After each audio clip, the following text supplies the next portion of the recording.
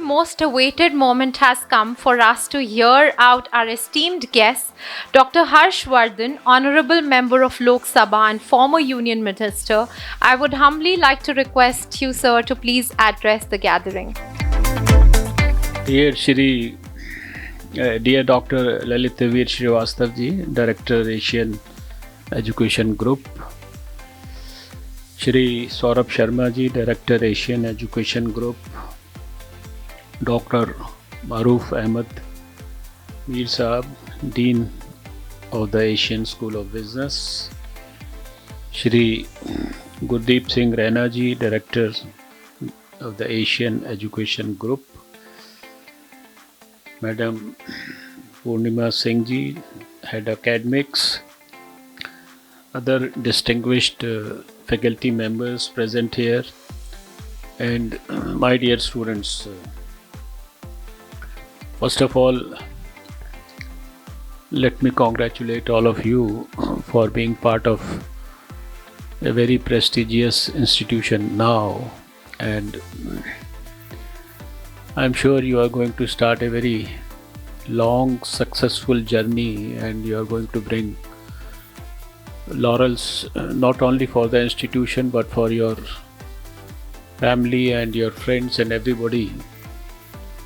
We started our function with prayers before Lord Ganesha, and we all know that Lord Ganesha is supposed to be the god for wisdom. Not only wisdom but super intelligence. So I can only pray and wish and pray to Lord Ganesha also to bestow upon you his choicest best blessings, so that you get good wisdom, intelligence, and then also the wisdom to use that wisdom accurately, meticulously, sincerely, dedicatedly, with vision, commitment, honesty, and I'm sure you'll be successful in doing all that. When I was planning or thinking just now to what to talk to you, so I was just looking at all of you and trying to recollect, because already 3 speakers have said so many things to you, at least a couple of dozen good things, and I'm sure that in your school life so many teachers must have told you so many good things. So the first important thing I would, from my own, whatever I will tell you will be my own personal experience, nothing bookish, nothing which is written here or there, but whatever has been told to me by my seniors or my teachers or my parents or my friends, or whatever I have learnt in life, and whatever I have found that what is actually practically useful in life. So first suggestion that I would start with is that you must all keep a very small diary and a pen with you. At every moment in life, at every function in life, at every, institution or such, you just said there is going to be a 5 days orientation course. So if I had to write what has already been said, I would have written at least 2 dozen points which have already been mentioned. But I can tell you with certainty, with my experience, that if we ask any one of you after 7 days or 3 days or 10 days, what is that? Can you enumerate 1, 2, 3, 4, 5 things that were told during that orientation, or that some good things that were told by your teacher long back when you were in school? It may be difficult, but if you put pen to paper and just a small point, you'll come across many good people, many people, very intelligent people in life, and like he said, I think Saurabh ji said, or somebody said that Your future is going to be determined by 3, 4, 5 people apart from your family who are your close friends or who uh, become your, you see, life acquaintances or partners. So any good person whom you meet and you feel that he can give you something, good advice or good knowledge, you must have his record with you, and his record and also his telephone number. You must remain in touch with such people in your life, because that is going to be very, very crucial and very, very instrumental. You will learn hundreds of good things, but you will very soon forget most of them. And most of the good things that you learn in your school, which have been told to us by our great teachers, we always feel indebted to them because of the great things, valued education. They did not, the teachers in school, they not only teach you only academic books, they also give you the real values of life. Your parents give you the real values of life. And when you come in the real society, maybe school, college, or after this college, you will come into the real life, you will find that most of the people in the society have thoroughly forgotten those values. You will see that the country has made a lot of engineers, it has made a lot of doctors, chartered accountants, judges, politicians, in every field. Lot of great people with highest education from the best possible institutions. But what is the crisis everywhere? They have forgotten their values. They have become utmost corrupt. They have forgotten what is important, and they are all running after money. They have forgotten that the sincere, selfless, concerted action, it is actually responsible for achieving eternal bliss, eternal happiness in life. What you call, जिसको बोलते हैं कि निष्काम कर्म योग के माध्यम से ही मोक्ष की प्राप्ति होती है. This is the great teaching of Gita. But we all forget, and you will see that those who got the best education from the best institutions and those who went to the highest levels, they have forgotten these values the most. This is the real truth of life, and that is why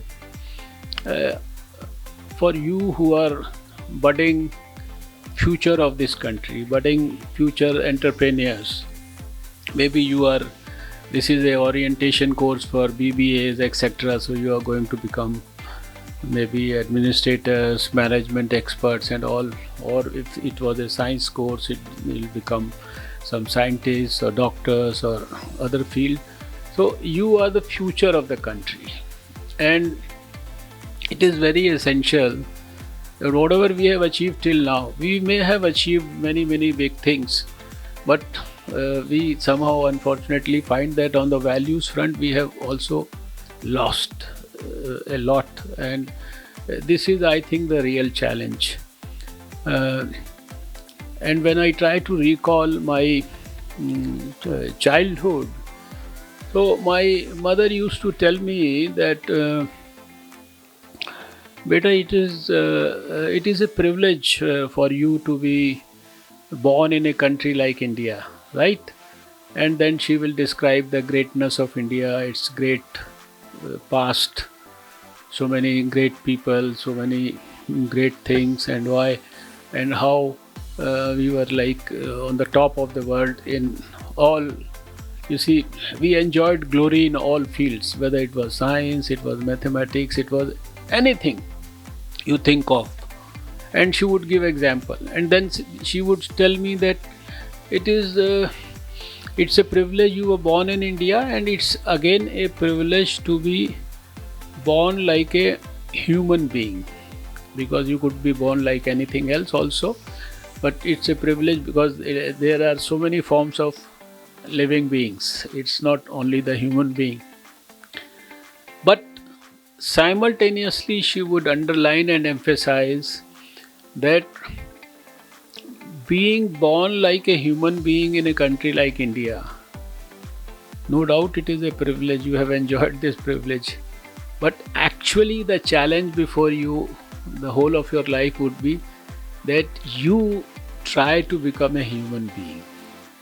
You remain a human being or you become a better human being, or with each passing week, or with each passing month, or with each passing year, or with each passing decade, when you look back, you should have the satisfaction of your life that you are a better human being in this decade than you were in the last decade. So this is the challenge. And when I went to the medical college and I was in the stages of becoming a doctor, then she would tell me that you got this privilege again. You became a human being, you became a doctor. But the real challenge is to become a good doctor. Becoming a doctor is not the privilege that you should be happy and satisfied with. There may be so many people who will get the degree of medicine, but there is a difference between a doctor and there is a difference between a doctor and a good doctor. So you have to live up to that challenge. You have to live up to that expectation. Because I am sure that many of the parents of the children who are sitting here, they would have worked very hard to ensure that you pursue education at a good place. I am really not sure how much it costs to be admitted in this institution, but I am sure it must be pretty good amount because it's a private institution, very prestigious institution of national, international fame. So, but your parents must have strived and ensured that you get the best possible education. So you have to live up to that expectation, and for living up to that expectation you have to work very hard. You have to be sincere in your understanding of things. You have to be very committed for pursuing your education, and you have to grasp everything good that comes across your way. I think that's most important, because routine casual education you will also pass, you will all get the degree, but that is what is the real problem of this our country. Our real problem is that majority of us are casual in our work. If we get into a government job, we feel that going to the job and coming back from the job, that is enough, that is okay. But nobody will try to put his heart and soul into whatever he is supposed to do or whatever he is doing.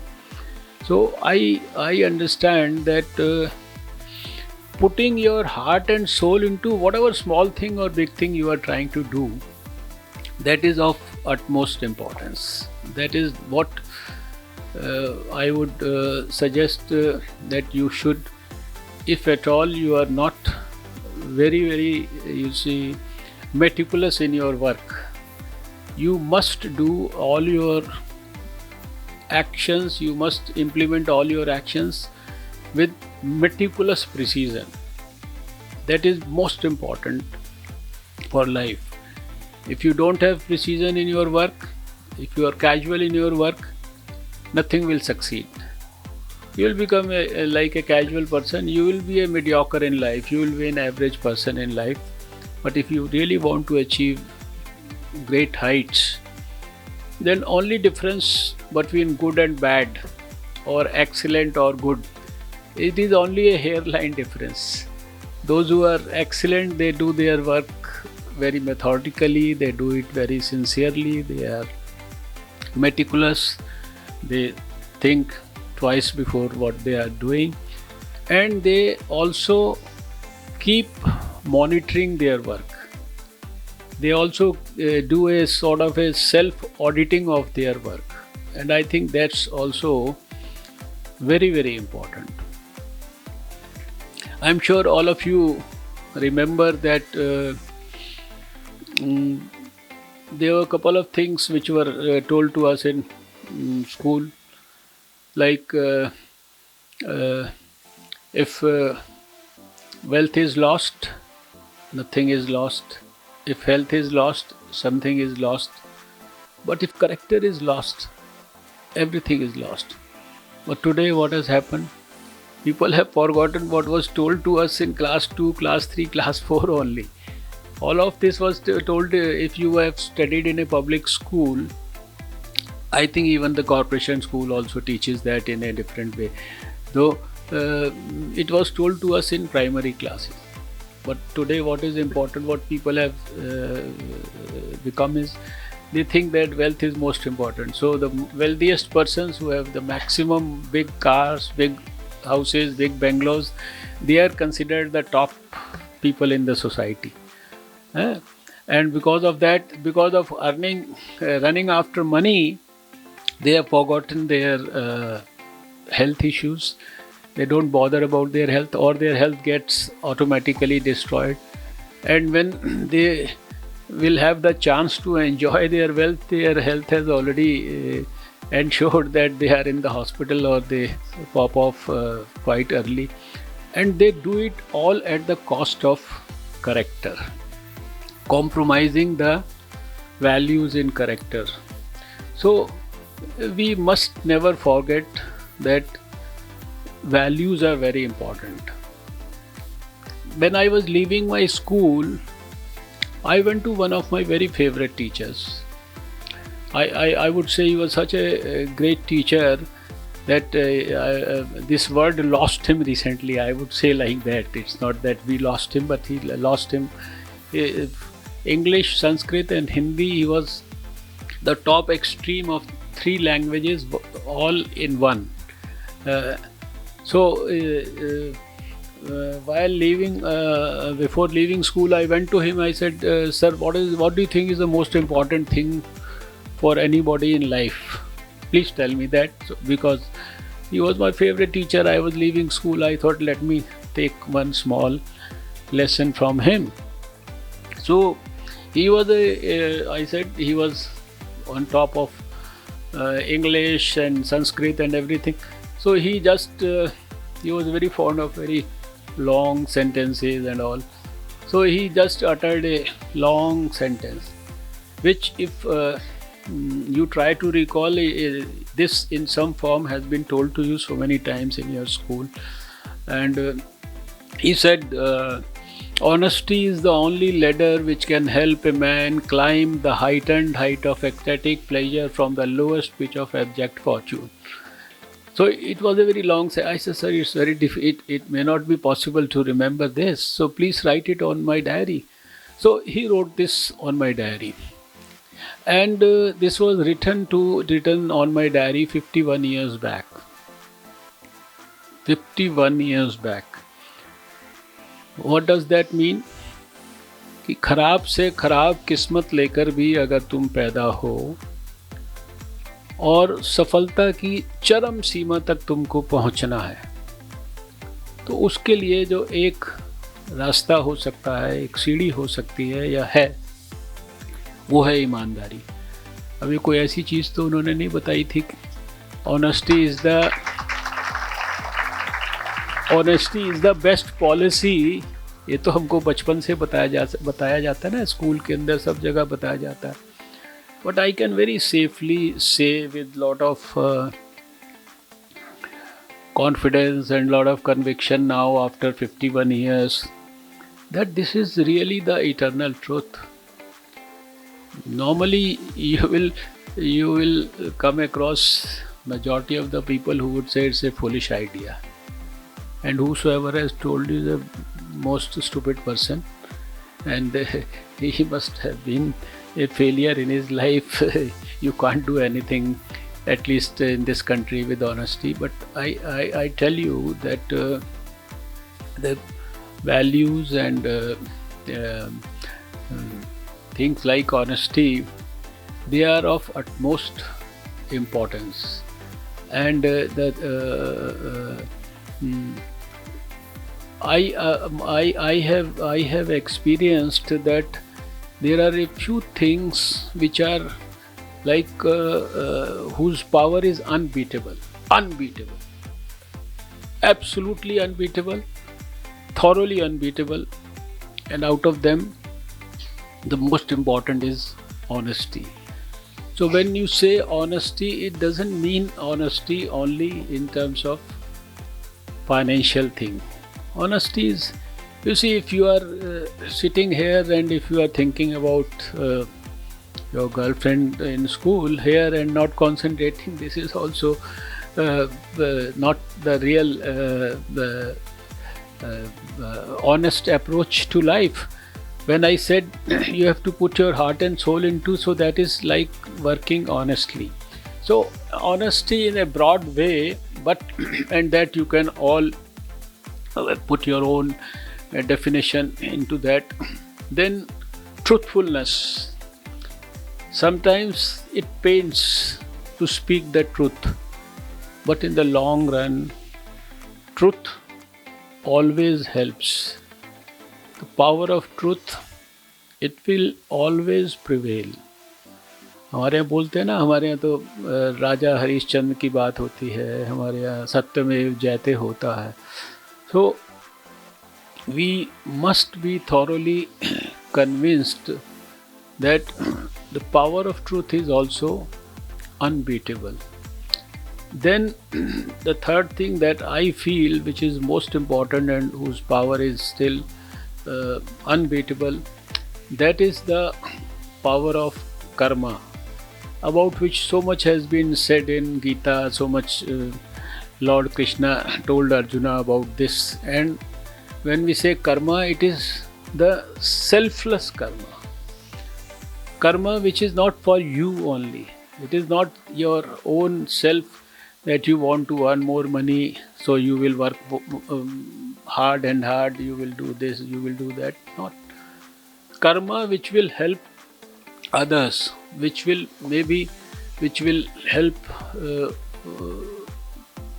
in wiping out the tears of someone who is deprived, who is a have-not, whom you see every day.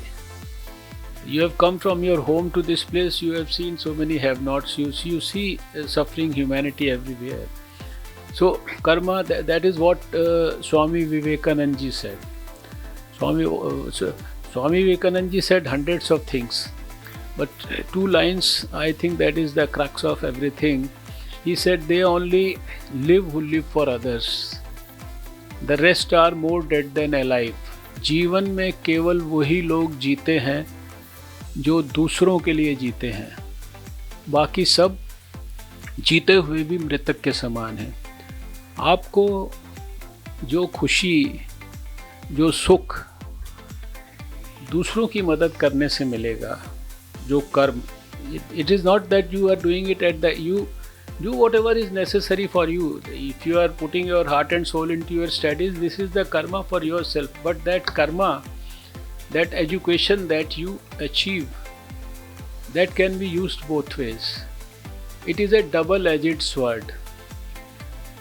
तलवार होती है ना, तलवार से एक आदमी का जान ले सकते हो आप, ठीक है. उसी तलवार से एक आदमी के प्राण की रक्षा कर सकते हो. किसी के साथ अन्याय हो रहा है, आपने तलवार का इस्तेमाल किया और उसको बचा लिया आपने उसको. It is a double edged, दुधारी तलवार इसको बोलते हैं. Similar is same is true for education. If you combine whatever you achieve with values, then this education, you will consider this as a godly blessing and you will use it for helping others. ये इसके साथ अगर संस्कार जोड़ दोगे तो ये समाज के भले के लिए इस्तेमाल होगी. और इसके साथ अगर आप इसका उल्टा कर दो, संस्कार विहीन इसको कर दो, वैल्यूलेस कर दो इस एजुकेशन को, इसको पढ़ाई तो यहाँ से डिग्री तो लेके चले जाओ, वैल्यू उसमें से माइनस कर दो, तो यही सोसाइटी के शोषण के लिए it will be used for torturing people, exploiting people. Uh, Instead of helping, you will start exploiting people.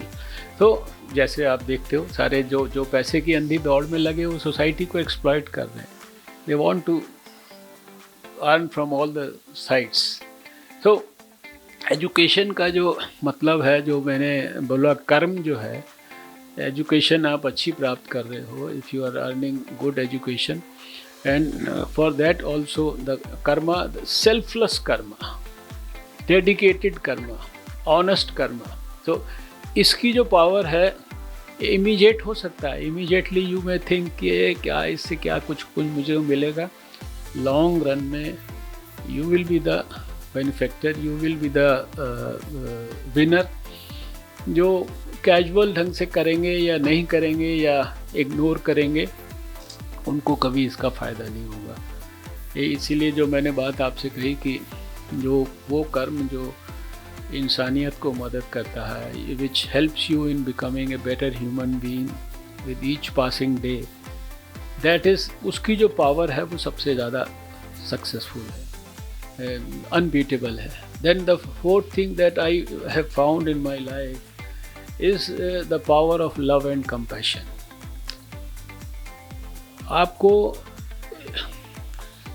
जो somebody who deserves help, who needs help, whom you see every day, तो आपके मन में उसके लिए करुणा का भाव पैदा होना चाहिए, उसके लिए कंपैशन का भाव पैदा होना चाहिए, उसके लिए प्यार का भाव होना चाहिए.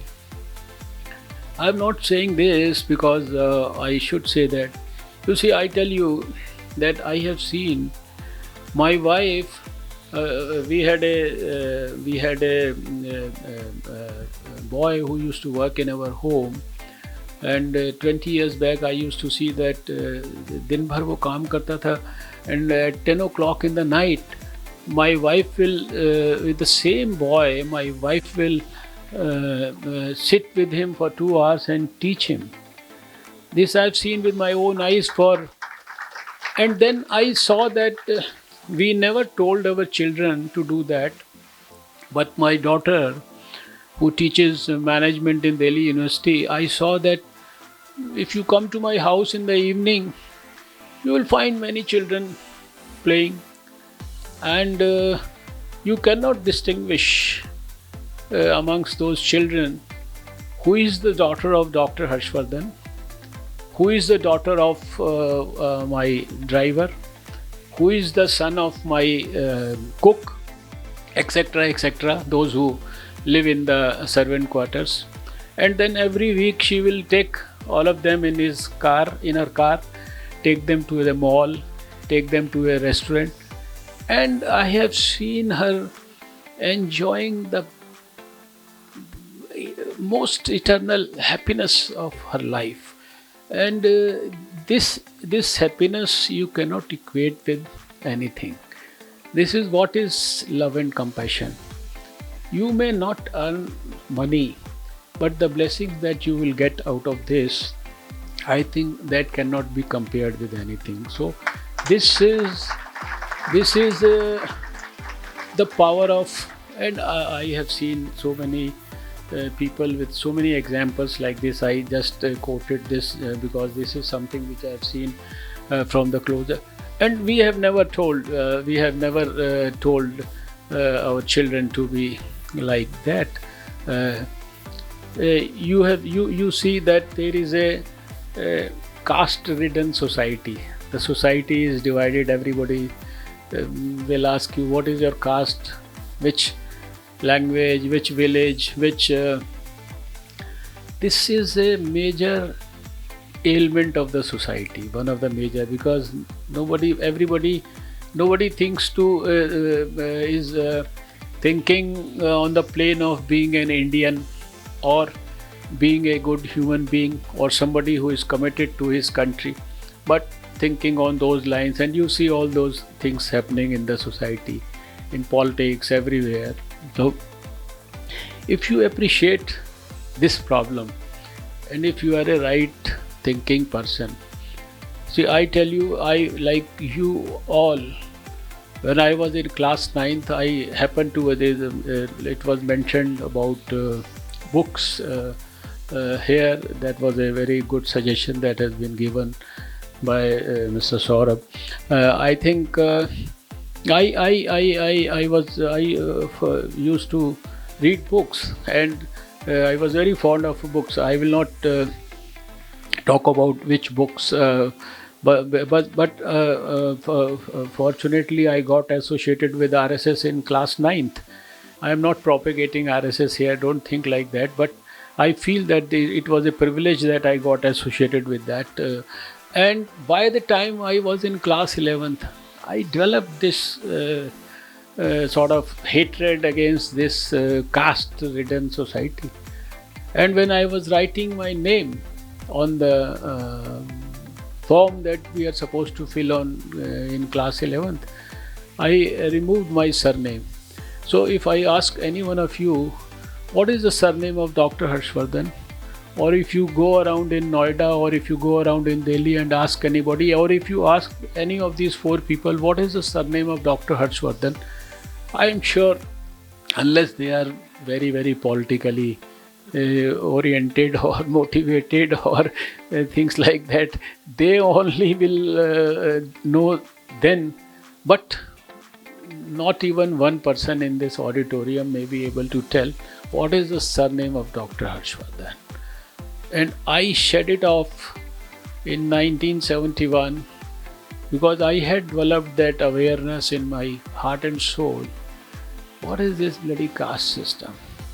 This could be a small, humble contribution of mine against this caste-ridden society, or against this feeling of caste in the society. And when my son, I never told him to do that. When my son became a doctor, after doing his medicine, which he followed with management from ASB, he also shed off his caste. I never told him, I never told my children. He also shed off his caste. He gave an advertisement in the newspaper, and then his name was Dr. Mayank X, whatever the caste is. And then he said, remove the caste and make my name Dr. Mayank Bharat. So, I'm not asking you to shed off your caste or something like that. The point that I'm trying to make is that you can anything.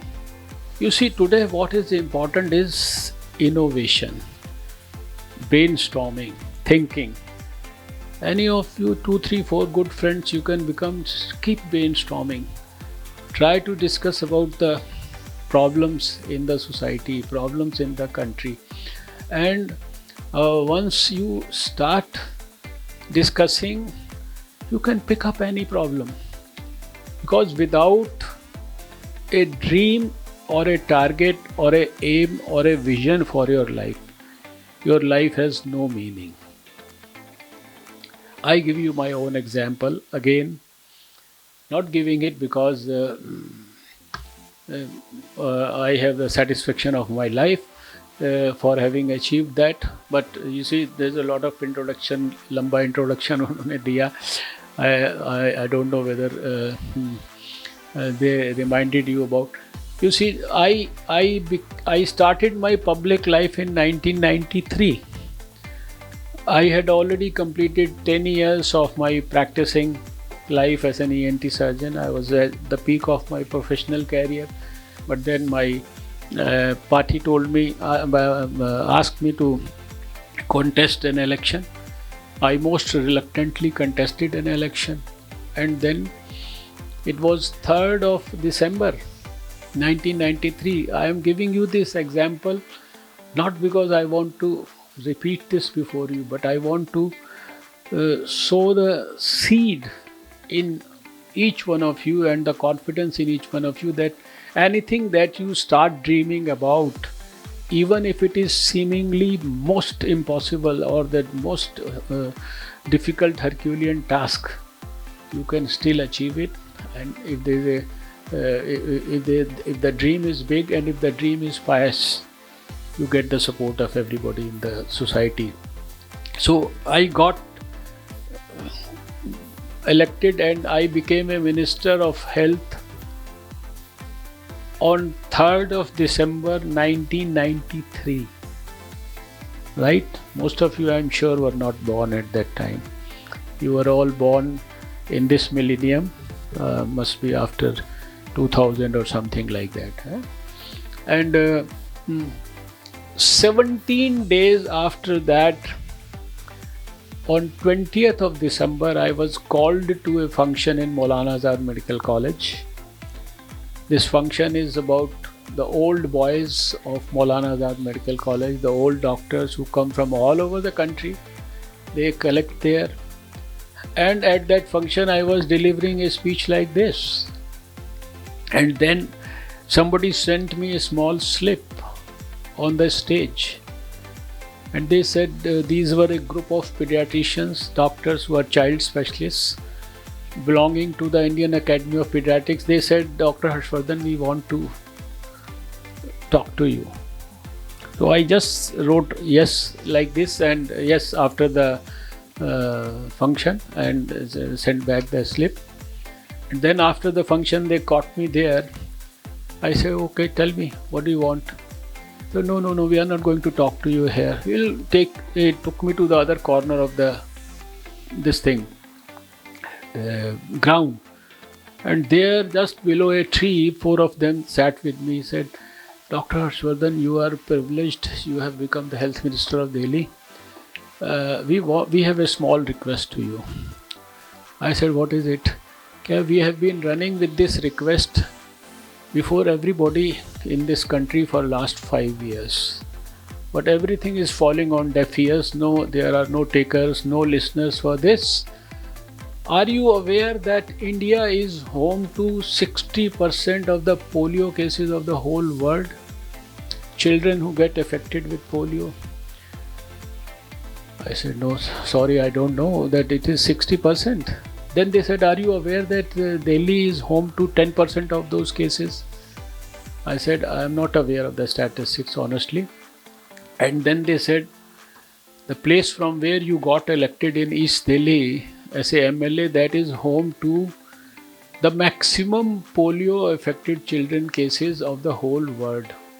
And that was like many of you may be living in Trans Yamuna area of East Delhi, and it was very shocking. And then they said that like smallpox, which has been eradicated from the whole world, that was a war against the existence of the disease. There is no smallpox in this world.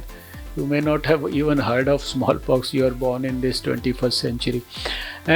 Polio can be eradicated like that with a scientific strategy. And the strategy is giving vaccination to all the children at the same time and then doing it for a number of years and all that. I'm not getting into the detail. The point that I'm trying to tell you, they said, please do something for this. We have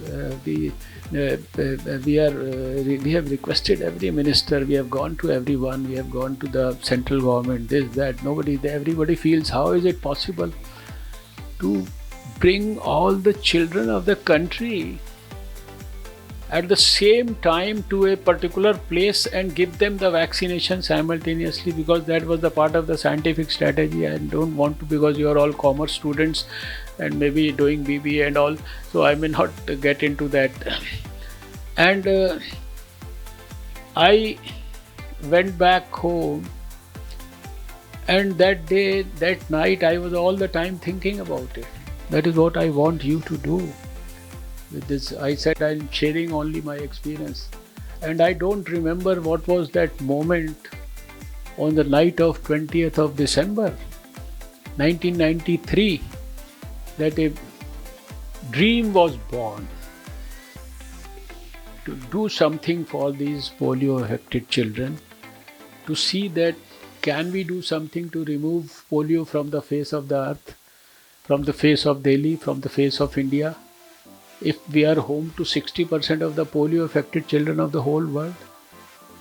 And very next day, I only wrote to the World Health Organization, please send me all relevant literature about polio eradication, including about Jonas Salk and Albert Sabin, who actually developed the polio vaccine, oral polio vaccine and the injectable vaccine. They sent me this much of paper. It took me 10 days to read all that. And after reading all that, looking at the experience of other countries, including those of Brazil, big countries, I was convinced that if they can do it, why can't we do it? And the point that I want to make now, I started with a core group of only 4 people. There were 2 doctors, one a professor of Maulana Azad Medical College, one a practicing pediatrician, one was my childhood friend who was a management expert, and another was the health secretary of the government. We started with only 5 people. And then it's a long story. We worked for 9 months. Everybody got involved. We did it successfully in Delhi. Then we started another journey of making it a national campaign. That's another story. 1995 it became a national campaign. 1996 it became a campaign of the Southeast Asia. And when India did it in 1995, Nelson Mandela, he came out of jail. He was so impressed that India, such a big country, can do it. Why not I do it in Africa? He did kick polio out of Africa. The long story of 20 years.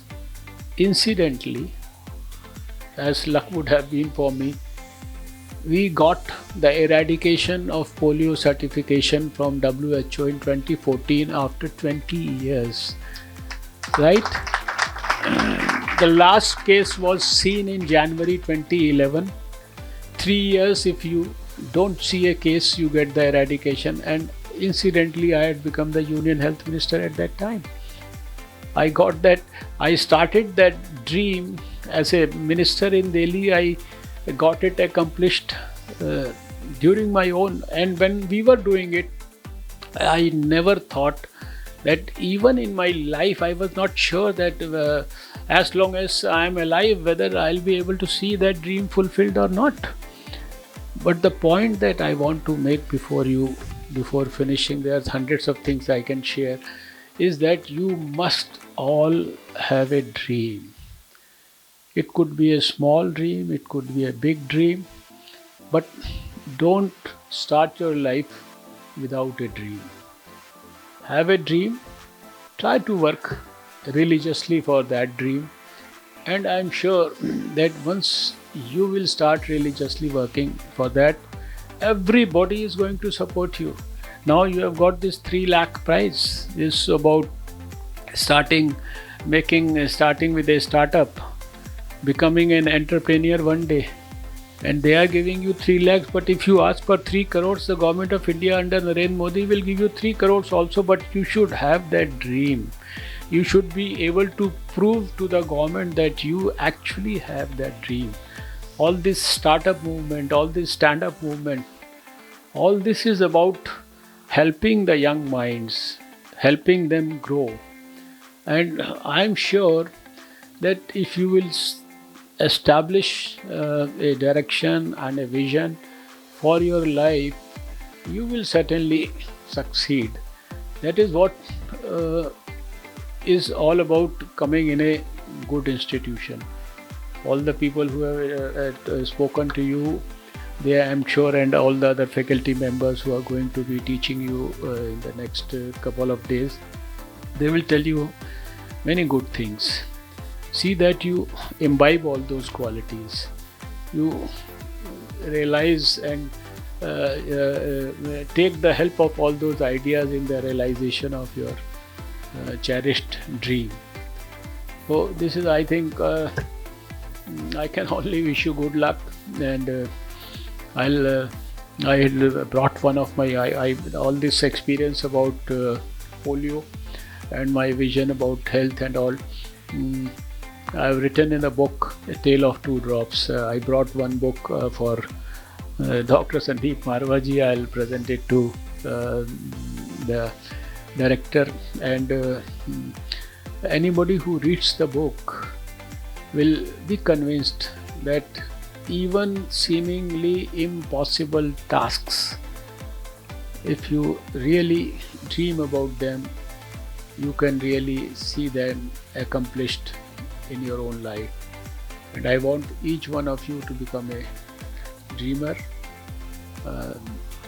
I'm sure you will be able to live up to the expectations of your family, your institution, and your everyone else. मैं हमेशा बोलता हूँ कि देश हमें देता है सब कुछ, हम भी तो कुछ देना सीखें. We have to learn to live up to the expectations of the country, and I'm sure you all have the potential to do that. Thank you so much.